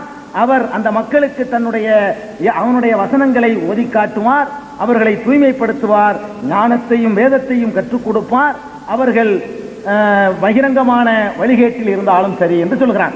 இதில் என்ன சொல்கிறான்? உம்மியின்களிடத்திலே, அதாவது உம்மி என்றால் என்ன? எழுதவும் படிக்கவும் தெரியாத மக்களிடத்திலே வந்த ஒரு தூதரை சொல்கிறான். இயேசு எழுத படிக்க தெரியாத மக்களிடத்தில் வந்தாரா, எழுதவும் படிக்கவும் தெரிந்த மக்களிடத்தில் வந்தாரா? நிச்சயமாக எழுத படிக்க தெரிந்த மக்களிடத்தில் வந்தார். இதை நான் சொந்த அபிப்பிராயமாக சொல்லவில்லை. யோவான் 7வது அதிகாரம் 15வது வசனம் இது நமக்கு மெய்ப்பிக்கிறது. இயேசு வந்தது எழுத படிக்க தெரிந்த ஒரு சமுதாயத்திற்கு வந்திருக்கிறார். இங்கே சொல்லப்படுவது எழுத தெரியாத படிக்க தெரியாத உம்மியான சமுதாயம். அந்த சமுதாயத்தை இறைவன் சொல்கிறான் உம்மி சமுதாயம் என்று. இங்கே பாருங்கள், யோவான் 7:15 சரிதான். அப்பொழுது யூதர்கள், யோவான் 7:15 நல்லா கவனிக்க வேண்டிய வசனம்.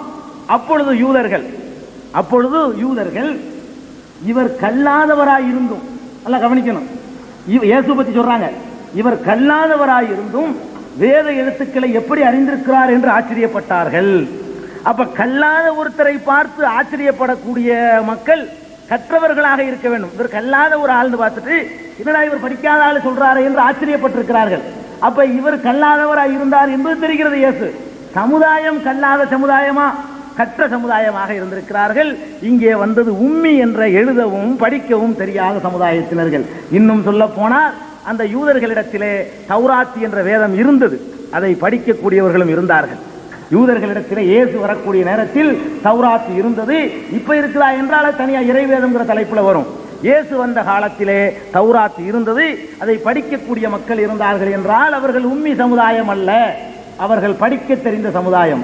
இங்கே சொல்லப்படுவது உம்மியான சமுதாயத்திற்கு அனுப்பப்பட்ட தூதர்களை பற்றித்தான். அது நபிகள் நாயகம் ஸல்லல்லாஹு அலைஹி வஸல்லம் அவர்களைத்தான் குறிக்கிறது என்பதற்கு இதை விட வேறு சான்று தேவையில்லை.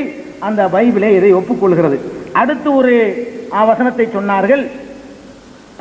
7வது அத்தியாயம் 157வது வசனம். அதில் அவர்கள் சொன்னார்கள், யஅமுரு பில் மஅரூஃபி வ யன்ஹாஹு அனில் முன்கரி வ யுஹில்லு லஹுமுத் தய்யிபாத் வ யுஹர்ரிமு அலைஹிமுல் கபாயிஸ் வ யலவு அன்ஹும் இஸ்ரஹும் வல் அக்லால் அல்லதி கானத் அலைஹிம். திருக்குர்ஆனுடைய 7வது அதிகாரம் 157வது வசனத்தை அவர்கள் படித்து காட்டினார்கள். அதுவும் பாதியில் இருந்து. அதை முழுமையாக படித்திருந்திருப்பார்களேயானால் அந்த அவர்களுடைய கருத்துக்கு நேர் முரணாக அது அமைந்திருப்பதை உணர முடியும். அந்த வசனத்தை நான் முழுமையாக படிக்கிறேன். அந்த வசனமே போதும், வேறு சான்று தேவையில்லை. எவர்கள் எழுத படிக்க தெரியாத நபியாகிய நம் தூதரை பின்பற்றுகிறார்களோ, எழுத படிக்க தெரியாத நம் நபியாகிய தூதரை பின்பற்றுகிறார்களோ அவர்கள் தங்களிடம் உள்ள தௌராத்திலும் இன்ஜீலிலும் இவரை பற்றி எழுதப்பட்டிருப்பதை காண்பார்கள். இன்ஜில் என்றால் என்ன? இயேசுவுக்கு வந்த வேதம். அது இப்ப இல்ல, அது இறைவேதம் தலைப்புல வரும். இங்க என்ன சொல்றான்னு கேட்டா, தௌராத்திலையும் இன்ஜீலிலையும் இவரை பற்றி எழுதப்பட்டிருப்பதை காண்பார்கள். அவர்களை நன்மையான காரியங்கள் செய்யுமாறு ஏவுவார்.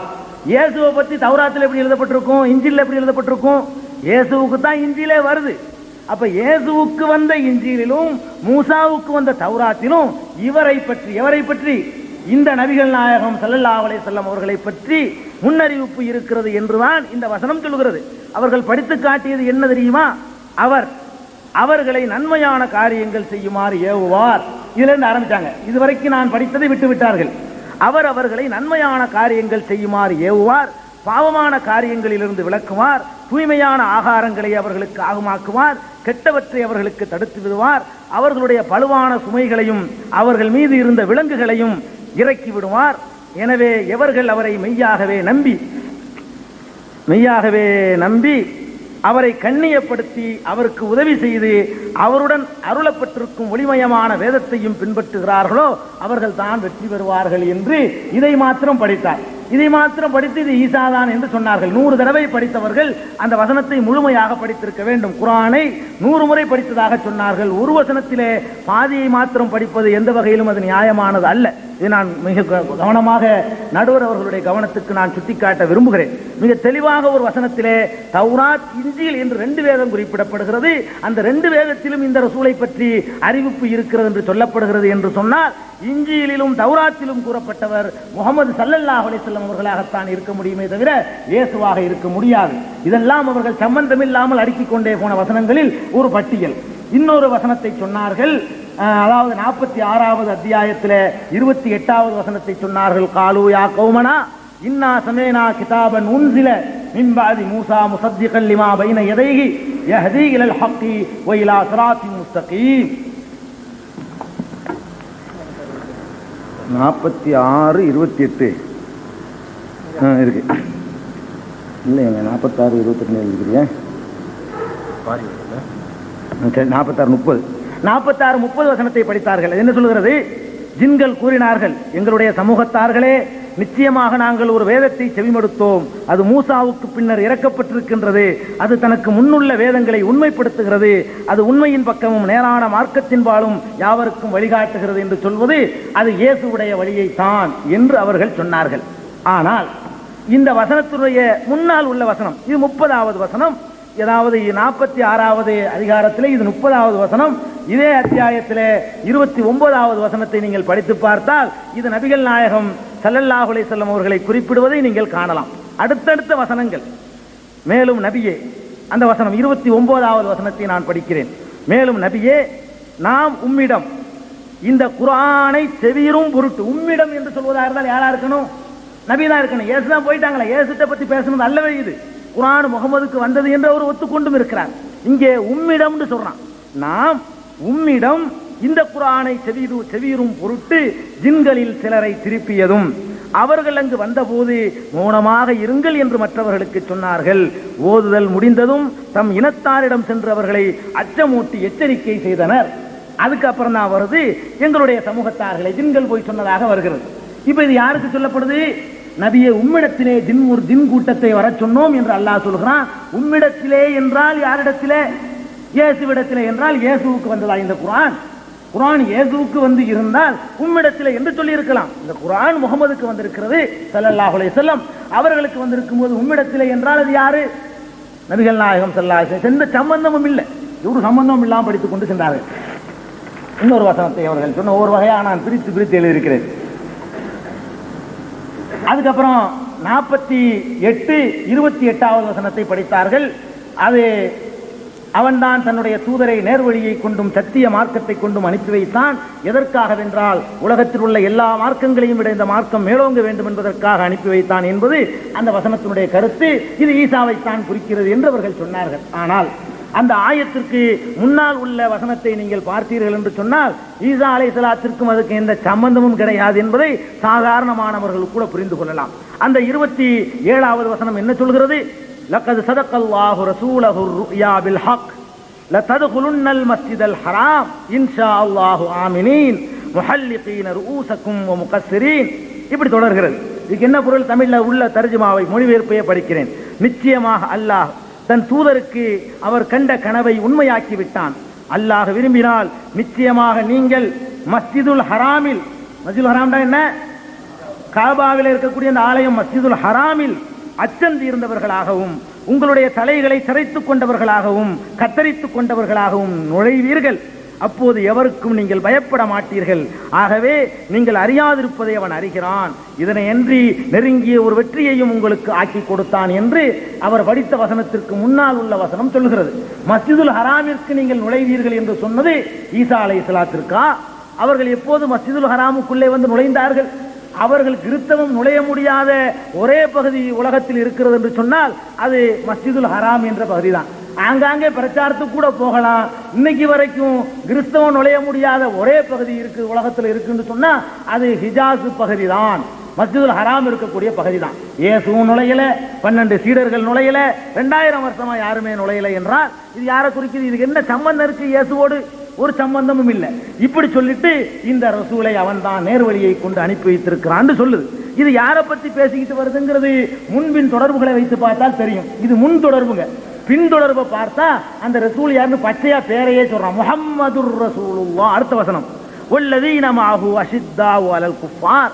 முஹம்மது அல்லாஹ்வுடைய தூதர், அவரோடு இருப்பவர்கள் குஃபார்கள் மீது கொஞ்சம் கடுமையாக நடந்து கொள்ளக்கூடியவர்கள், தங்களுக்கு மத்தியிலே அந்யோன்யமாக இருக்கக்கூடியவர்கள் என்று இந்த வசனத்தை தொடர்ந்து, எந்த வசனத்தை அவர்கள் ஈசாவை குறிக்கிறது என்று சொல்லி காட்டினார்களோ அந்த வசனத்திற்கு அடுத்த வசனம் பச்சையா பேரை சொல்லியே முகமது தான் அந்த ரசூலுல்லா, நான் சொன்ன ரசூலுல்லா என்று குர்ஆன் சொல்லி இருக்கும் பொழுது, குர்ஆன் சொல்லாத ஒன்றையெல்லாம் குர்ஆன் தலையில போட்டு நமக்கு முஸ்லிம்களுக்கு அவர் இயேசுநாதரை பற்றி அறிமுகம் செய்வதை நமக்கு ஜீரணிக்கவே முடியவில்லை. இது அந்த ஹுவல்லதி அரசல ரசூலஹு என்று முந்தி வாசித்த வசனத்திலேயே இறைவன் சொல்கிறான், ஃபமன் அலமு மிம்மன் இஃப்தரா அலல்லாஹில் கதிப. நம்பறடுங்க, இந்த ஃபமன் அலமு மிம்மன் இஃப்தரா அலல்லாஹில் கதிப அவர் எடுங்க, எந்திரிச்சிடுங்க. அல்லாஹ்வின் மீது பொய்யை இட்டுக்கட்டுபவனை விட மகா அநியாயக்காரன் யார் என்று திருக்குர்ஆன் நம்மை பார்த்து கேட்கிறது. அப்ப அல்லாஹ் ஒன்றை சொல்லி இருக்கும் பொழுது அவன் சொல்லாத ஒன்றை குர்ஆன் இப்படித்தான் சொல்லுகிறது என்று சொன்னால், குர்ஆனுடைய பார்வையிலே அப்படி சொல்பவர்களை விட அநியாயக்காரர்கள் யாருமே இல்லை என்று சொல்லப்படுகிறது. அடுத்து ஒரு வசனம் 3வது அத்தியாயம் 31வது வசனத்திலே சொன்னார்கள், குல் இன் குன்தும் துஹிப்பூனல்லாஹ ஃபத்தபிஊனி யுஹிப்புக்குமுல்லாஹ். நான் முதல் வாசித்த வசனம் 6:21. அல்லாஹ்வின் மீது இட்டு கட்டுபவனை விட மகா அநியாயக்காரன் யார் என்ற வசனம் திருக்குர்ஆனுடைய 6வது அத்தியாயத்திலே 21வது வசனத்திலே இடம்பெற்றிருக்கிறது. அடுத்தபடியாக ஒரு 6:144 அதே வசனம் இடம்பெறுகிறது, அல்லாஹ்வின் மீது பொய் சொல்லக்கூடாது என்று. அடுத்து ஒரு வசனத்தை சொன்னார்கள், 3:31வது வசனம். அதிலே சொல்லப்படுகிறது, நீங்கள் அல்லாஹ்வை விரும்புபவர்களாக இருந்தால் என்னை பின்பற்றுங்கள், அப்போதுதான் அல்லாஹ் உங்களை விரும்புவான் என்ற வசனத்தை சொல்லி இயேசுவை பின்பற்ற சொல்வதாக அவர்கள் சொல்லி காட்டினார்கள். அந்த வசனத்தினுடைய ஆரம்பத்திலிருந்து என்ன என்பதை யாரை குறிக்கும் என்றால், குல் நபியே நீங்கள் சொல்லுங்கள். நல்லா கவனிக்கணும், குல் என்றால் என்ன? குல் விட்டாச். குல் நபியே நீங்கள் சொல்லுங்கள். என்ன சொல்லுங்கள்? இன் குன்தும் துஹிப்பூனல்லாஹ, நீங்கள் எல்லாம் அல்லாஹ்வை விரும்புபவர்களாக இருந்தால் ஃபத்தபிஊனி, என்னை பின்பற்றுங்கள் என்று நபியை நீங்கள் போய் சொல்லுங்கள். அப்ப நபியை சொல்றான், என்னைய பின்பற்றுங்கள் என்று நபியை நீ போய் சொல்லுங்கிறான். இயேசுவை பின்பற்றுங்கள், இயேசு இப்படி சொன்னார், அப்படி இருக்கு இந்த வசனம் என்று இயேசுநாதர் சொன்னார்னு குர்ஆன்ல இல்ல. எப்படி இருக்கு? நபியே நீங்க சொல்லுங்க இருக்கே தவிர இயேசுநாதர் இப்படி சொன்னார் என்று சொல்லப்படவே இல்லை. அதனால இந்த வசனத்திற்கும் இந்த அவர்கள் ரசூல் ஈசா அலைஹிஸ்ஸலாத்தோட சம்பந்தப்படுத்தினதுக்கும் எந்த ஒரு தொடர்பும் இல்லை. இதெல்லாம் அவர்கள் ஈசா அலைஹிஸ்ஸலாம் அவர்களை சம்பந்தம் இல்லாத வசனங்களை வாசித்து இதெல்லாம் ஈசா அலைஹிஸ்ஸலாத்தை தான் சொல்லுகிறது என்று சொல்லி அவர்கள் சொன்ன விளக்கம். சரி, அடுத்தபடியாக சில வசனங்களை அவர்கள் ஈசா அலைஹிஸ்ஸலாத்தை பற்றியே சொன்னார்கள். ஆனால் அவர்கள் எதற்காக அதையெல்லாம் சொன்னார்களோ அந்த வாதத்தோடு அந்த வசனத்திற்கு சம்பந்தம் இல்லை. எதற்கு சொன்னார்கள் தெரியுமா? இயேசுவை விசுவாசிக்க வேண்டும், இயேசுவுடைய சிலுவை பலியை விசுவாசிக்க வேண்டும், இயேசுதான் உலகத்திலே சிறந்தவர், அதை விசுவாசித்தால் தான் அவன் நித்திய ஜீவனை அடைய முடியும், அவர் தான் எல்லா பாவங்களையும் சுமந்துகிட்டார் என்ற கருத்து நிலைநாட்டுறதுக்கு தான் ஈசாவை பற்றி அவங்க சொன்னாங்க. வேற நோக்கத்துக்கு இருக்க முடியாது. அந்த மாதிரியான கருத்துல இங்க என்னமாவது வருதான்னு நீங்க பாருங்க. எப்படி? ஹுனாலிகதா ஜக்கரியா 3:38, 39 வசனத்தை வாசித்தார்கள். அவர்கள் வாசித்த வரிசை பிரகாரம் நான் பிரிக்கவில்லை. அதாவது 3 வகையாக நான் அவர் வாசித்த வசனங்களை பிரித்திருக்கிறேன். எல்லா வசனங்களுக்கும் நான் பதில் சொல்கிறேன். 3 வகையா எப்படி என்ன வரிசையா வரல நீங்க பார்க்க கூடாது. அவர் வாசித்த வசனங்கள் இயேசுவுக்கு சம்பந்தம் இல்லாத வசனங்கள் என்று குறித்து ஒரு வகையை சொல்லிவிட்டேன். இயேசுவோடு சம்பந்தம் இருக்கிறது, வாதத்தோடு சம்பந்தம் இல்லை என்று காட்டக்கூடிய வசனங்களையாக நான் இப்போது சொல்ல போகிறேன். அதனால் அவர் வாசித்த வரிசை இங்கே இல்லாமல் இருக்கலாம். அந்த 3:38, 39 சொல்லப்படுகிறது, அந்த இடத்திலேயே ஜக்கரியா தம் இறைவனிடம் பிரார்த்தனை செய்தவராக கூறினார், இறைவனே, உன்னிடமிருந்து எனக்காக ஒரு பரிசுத்தமான சந்ததியை கொடுத்தருள்வாயாக. நிச்சயமாக நீ பிரார்த்தனையை செவிமடுத்தருள்வோனாக இருக்கிறாய். அவர் தம் அறையில் நின்று தொழுது கொண்டிருந்த போது மலக்குகள் அவரை சப்தமாக அழைத்து, அல்லாஹ், நிச்சயமாக அல்லாஹ் யஹ்யா என்னும் பெயருள்ள மகவு குறைத்து நன்மாராயம் கூறுகிறான். அவர் அல்லாஹ்விடமிருந்து ஒரு வார்த்தையை மெய்ப்பிப்பவராகவும் கண்ணியமுடையவராகவும் ஒழுக்கநெறி பேணிய தூயவராகவும் நல்லோர்களில் இருந்து நபியாகவும் இருப்பார் அப்படின்னு சொல்லிட்டு ஈசா அலைஹிஸ்ஸலாத்தை பற்றி சொல்லக்கூடிய ஒரு வசனத்தை சொன்னார்கள். இது ஈசாவை தான் சொல்கிறது. அதாவது இதில் எந்த சந்தேகமும் இல்லை. அதாவது ஜக்கரியாவுக்கு இறைவன் ஒரு வகை அறிவிக்கிறான். எப்படி? உனக்கு ஒரு புள்ள ஒன்று பிறக்கும், யஹ்யான் அந்த பிள்ளைக்கு பேரு. அந்த புள்ள இன்னொரு பிள்ளைய அதை உறுதிப்படுத்தும். அந்த பிள்ளை யாரு? அது அல்லாஹ்விடமிருந்து ஒரு வார்த்தையை மெய்ப்பிப்பவராகவும் கண்ணியமுடையவராகவும் ஒழுக்கநெறி பேரியவராகவும் நல்லோர்களில் இருந்தே நபியாகவும் இருப்பார் அப்படின்னு சொல்லப்படுது. இதுல யார் மறுத்தது? ஈசா அலைஹிஸ்ஸலாம் ஒழுக்கம் பேணலன்னு நாங்க சொன்னோமா? அப்படி சொல்லக்கூடிய மக்கள்கிட்ட வந்துதான் ஈசாவை ஒழுக்க சீலராக இந்த வசனம் சொல்கிறது என்று சொல்ல வேண்டும். ஈசா அலைஹிஸ்ஸலாத்தை பைபிளாவது வேறு விதமாக அறிமுகப்படுத்தியது நான் முன்னர் சொன்னேன். திருமறை குர்ஆனை பொறுத்தவரை அவருக்கு உரிய மரியாதையை தருவது குர்ஆன் தான். அவ்வளவு மரியாதை கொடுக்கிறது. எந்த அளவுக்கு மரியாதைன்னு சொன்னா, இயேசு தந்தை இல்லாம பிறந்திருக்கிறாருங்க. உதாரணத்துக்காக நான் சொல்ல வர்றேன். தந்தை இல்லாமல் இயேசு பிறந்திருக்கிறாரு. தந்தை இல்லாம பிறந்த அந்த சமுதாயம் என்ன பண்ணும்? நம்புமா? உலகத்தில் உள்ள எந்த சமுதாயமாவது தந்தை இல்லாம பிறந்தா நம்புமா? விபச்சார புத்திரன் சொன்னது சொல்லி அதனாலே அவரை கல்லாலாம் எறியறதுக்கு திட்டம் போட்டாங்க. இந்த மாதிரி ஒரு களங்கம் அவர் மீது சுமத்தப்பட்டுச்சு. இந்த களங்கத்தை எப்படி துடைக்கப்பட்டுச்சுங்கிற விவரம் பைபிள்ல கூட காண முடியல. குர்ஆனுக்கு துடைக்குது. இந்த இப்படி ஒரு கேள்வி வந்துருமேங்கிறதுக்காக வேண்டி இயேசுடைய அந்த பரிசுத்த தன்மையை குர்ஆன் அளவுக்கு பைபிள் சொல்லல. பிறந்தார் தந்தை இல்லாம என்றுதான் சொல்லப்படுதே தவிர குர்ஆன் அதற்கு விடையையும் சொல்லுது. எப்படி சொல்லுது?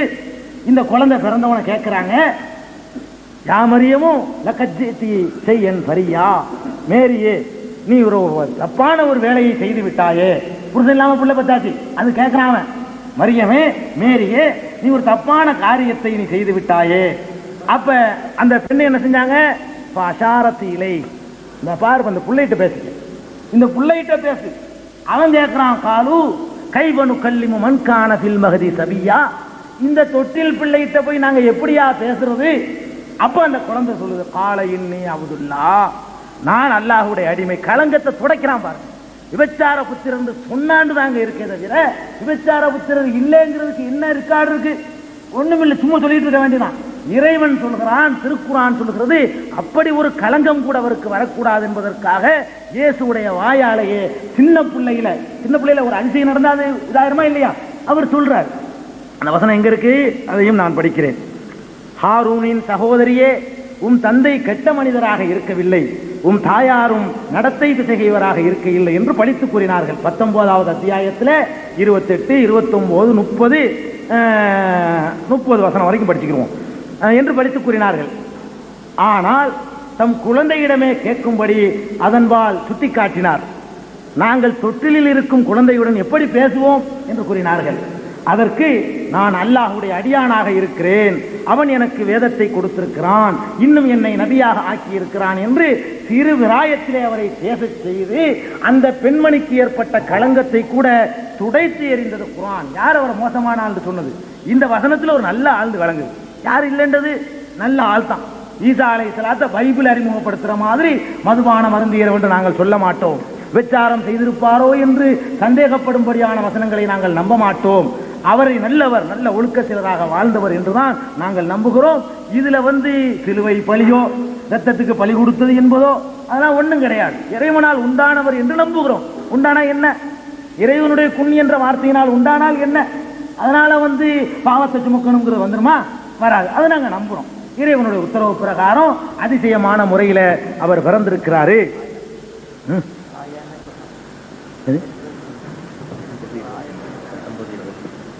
நிச்சயமாக நான் உம்முடைய ரப்பின் தூதன், பரிசுத்தமான புதல்வர் உமக்கு அளிக்கப்படுவார் எனும் நற்செய்தியை தெரிவிக்க வந்துள்ளேன் என்று கூறினார்.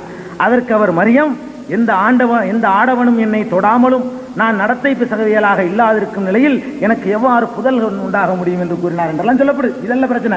அந்த களங்கத்தை இன்னொரு அதிசயத்தை கொண்டு துடைத்து எறிந்ததாக குர்ஆன் இயேசுவை பற்றி நல்சான்று தான் தருகிறது. அதை நாங்கள் மறுக்கல. இயேசு மோசமானவர் என்று சொல்லல. ஒரு நல்ல அடியார், நபி, சீர்திருத்தவாதி, மக்களுக்காக பாடுபட்டவர். யார் மறுத்தது? அழகா நாங்கள் ஒப்புக்கொள்றோம். இதுல ஒண்ணும் இல்லை. அடுத்து அவர்கள் படித்தது 19 படித்தார்கள். அதான் நாங்கள் படித்தது. உனக்கு ஒரு பரிசுத்தமான குழந்தையை தருவதற்காக நான் ரசூலாக வந்திருக்கிறேன் என்று ஜிப்ரீல் என்ற தூதர் சொன்னார். ஆமா, அது யார் இல்லைன்னு மறுத்தது? எதை சொல்லணும்? நாங்கள் மறுக்கக்கூடிய விஷயம் ஏதாவது இருந்தால் தான் நீங்க சொல்லணும். இதுல யாருக்கும் மறுப்பு ஒன்றும் கிடையாது.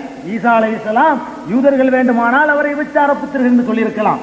இஸ்லாமியர்களை பொறுத்தவரை அந்த யூதர்களையும் அவர்களுக்கு சரியான வாயாப்பு கொடுத்து அவர்களுடைய அவதூறுகளை எல்லாம் அன்றைக்கு தொடர்ச்சி எறிஞ்சது இஸ்லாம் தான். யூதர்களை பல பேரை இஸ்லாத்தின்பால இணைத்து, மதீனாவில் குடியேறிய யூதர்களை எல்லாம் இணைத்து விபச்சார புத்திரர் என்று ஈசாவை நம்பிக்கொண்டிருந்தார்களே, அந்த நம்பிக்கையெல்லாம் துடைத்து எறிந்து ஈசா அலைஹிஸ்ஸலாத்து வஸ்ஸலாம் என்று சொல்ல செய்தது இஸ்லாம் தான்.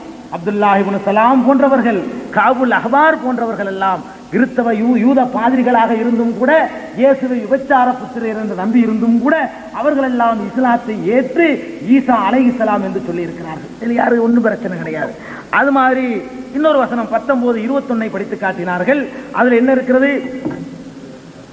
இறைவன் நாடிய அவ்வாறே ஆகும். இது எனக்கும் மிகவும் சுலபமானது. அது எப்படி தந்தை இல்லாம குழந்தை பிறக்கும்ங்கிறது கடவுள் சொல்றார். இது எனக்கு சுலபமானது. அவரை மனிதர்களுக்கு ஒரு அத்தாட்சியாகவும் நம்மிடமிருந்து ஒரு ரஹமத்தாகவும் நாம் அவரை ஆக்குவோம். இது விதிக்கப்பட்ட விஷயமாகும். யார் ஒரு அத்தாட்சி இல்லைன்னு சொன்னது? ஒரு அத்தாட்சி தான். தந்தை இல்லாமல் பிறக்க செய்தது ஒரு பெரிய அத்தாட்சி தான். யாரும் இல்லைன்னு சொன்னது அது ஒரு அத்தாட்சி தான். அது இல்ல, அதெல்லாம் நினைக்கணும். அப்ப அது ஒரு அத்தாட்சி தான். அதுல எந்த சந்தேகமும் கிடையாது. தந்தை இல்லாம பிறந்த பெரிய அத்தாட்சி தான். இதுக்கு மேல பெரிய பெரிய அத்தாட்சிகள்லாம் இருக்கு. ஆதம் அலைஹிஸ்ஸலாம் தாய் தந்தை இல்லாம பிறந்தாங்க. ஹவ்வா பிறந்திருக்கிறாங்க. இன்னும் பல பேர் ஈசா அலைஹிஸ்ஸலாம் மாதிரியே பிறந்திருக்கிறாங்க.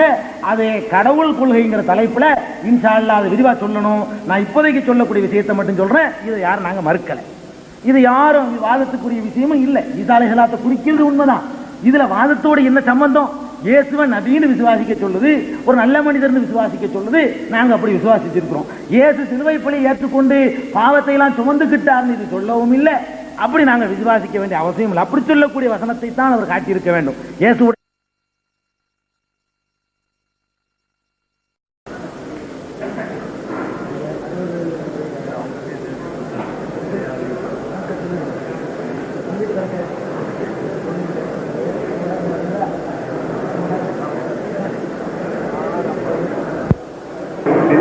ஜீவனை காட்டுகின்ற பாதையில் இறுதிக்கட்டமாக ஐயா ஜெயந்துல் அவர்கள் உரை நிகழ்த்தியிருக்கின்றார்கள். தற்போது சரியாக 7:28 ஐயா ஜெயந்துல் அவர்களை உரை நிகழ்த்துமாறு அழைக்கின்றனர். அஸ்ஸலாமு அலைக்கும் வரஹ்மத்துல்லாஹி.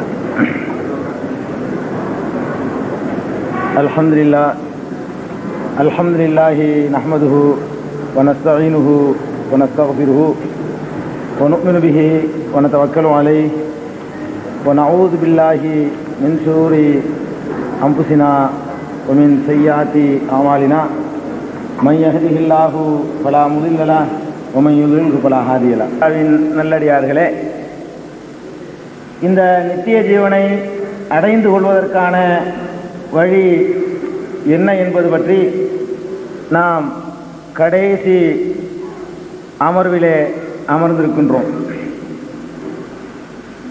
இந்த நேரத்தில் என்னுடைய விவாதத்தை துவக்குவதற்கு முன்னால் முக்கியமான ஒரு விஷயத்தை நான் உங்களுக்கு குறிப்பிட ஆசைப்படுகிறேன்.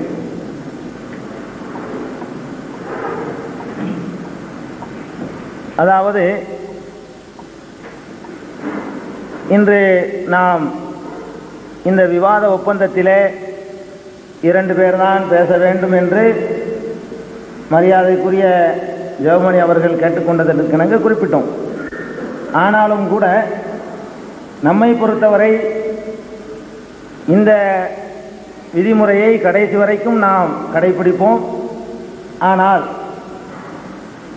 ஐயா ஜெவமணி அவர்கள் விரும்பினால் அந்த பெரியவர் குறிப்பிட்டது போல யார் வேண்டுமானாலும் அவர்கள் தரப்பிலே வந்து கலந்து கொள்வதிலே எங்களுக்கு ஆட்சேபனை இல்லை. ஆனால் அவர்கள் விரும்பினார். யார் சொல்லுகிறார்கள் என்பதை விட நாங்கள் விரும்புவதும் கூட எங்களுடைய கருத்துக்களுக்கு சரியான முறையில் பதில் சொல்லக்கூடியவர்கள் இல்லை என்று அவர்கள் கருதினால் யாரை வேண்டுமானாலும் வந்து கலந்துவிட்டு சென்றுவிட்ட அந்த பெரியவர் உள்பட யாரை வேண்டுமானாலும் வந்து அழைத்துக் கொள்வதில் நமக்கு எந்த ஆட்சேபனையும் கிடையாது. இதை ஒரு பெருசாக நாம் எடுத்துக்கிற போகிறதும் இல்லை. யார் சொல்லுகிறார் என்பதை விட என்ன சொல்கிறார் என்பதில் மாத்திரம்தான் நம்முடைய கவனமும் குறியும் இருக்குது. அடுத்து விஷயத்திற்கு நேரடியாக வந்து விடுகிறேன். மரியாதைக்குரிய ஜெவமணி அவர்கள் தன்னுடைய காலை உரையிலே சில திருக்குரானுடைய வசனங்களை குறிப்பிட்டார்கள். நான் ஆரம்பமாக சுட்டிக்காட்டியது போல அவர்கள் குறிப்பிட்ட திருக்குரானுடைய வசனங்கள்